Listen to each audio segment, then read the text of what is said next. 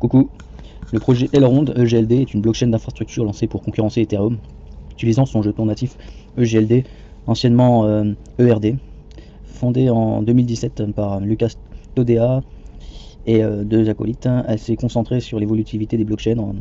En 2020, elle a lancé son réseau principal et en septembre 2020, la crypto a été remplacée par EGLD, réduisant l'offre à 20 millions de tokens, même si actuellement on est à 31. Enfin, de maximum, donc il y a une évolution. Elrond se distingue par son adaptive state sharding, permettant de fragmenter le réseau en sous-réseaux, shards, allégeant la chaîne principale en parallélisant le traitement des transactions, ce qui améliore considérablement la vitesse de traitement par rapport à des réseaux comme Bitcoin et Ethereum. La blockchain Elrond peut traiter environ 15 000 transactions par seconde, avec des coûts de transaction relativement faibles. Elle utilise également le mécanisme de consensus Security Secure Proof of Stake, SPOS, un système de consensus amélioré, sur le Proof of Stake, qui aide à réduire la latence et à déterminer de manière aléatoire les membres du groupe de consensus au début de chaque tour. Ce mécanisme assure également une répartition uniforme des fragments. En termes de développement, Elrond est soutenu par plus de 3000 validateurs sur son réseau, nécessitant un regroupement de 2500 GLD pour être un nœud validateur, soit au cours actuel une sacrée somme d'argent, presque 200 000 balles, 200 000 euros. L'équipe met l'accent sur l'interopérabilité avec d'autres blockchains. Elrond a lancé son premier DEX, Maiar, une plateforme DeFi et une application mobile visant à faciliter l'expérience crypto pour les débutants. Le rôle du jeton est d'alimenter la blockchain, servant de point d'entrée pour le réseau, de moyen de paiement pour les transactions et d'aider au déploiement, au stockage et à l'exécution de contrats intelligents.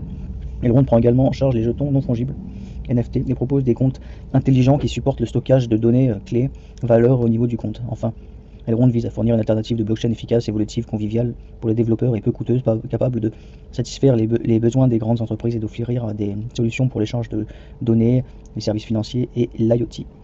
Le token est actuellement la market cap de Multiversix, le nouveau nom de Elrond, est de 1,6 milliard.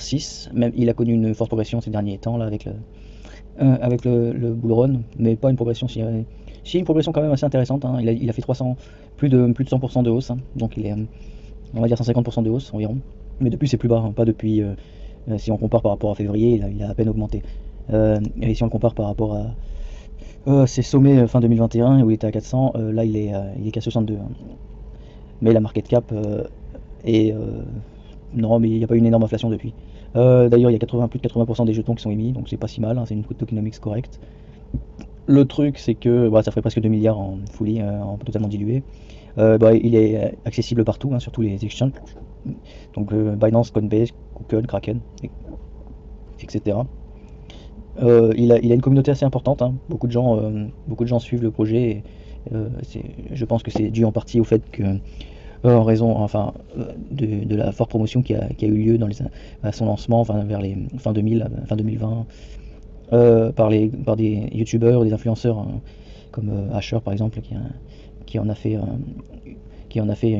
énormément d'éloges et dont beaucoup de early adopters ont pu profiter. Peut-être que c'est la raison pour laquelle il y a beaucoup d'affection pour cette blockchain. Néanmoins, c'est pas une blockchain qui recueille le plus d'attention au niveau des entreprises et des projets se lançant. C'est une blockchain qui décline quand même, hein, par rapport à l'ensemble des Layer 1. Mais elle peut très bien ressurgir, se renouveler. Enfin, il lui manque il peut y avoir des changements, hein, à venir. Il faut pas la négliger. Voilà.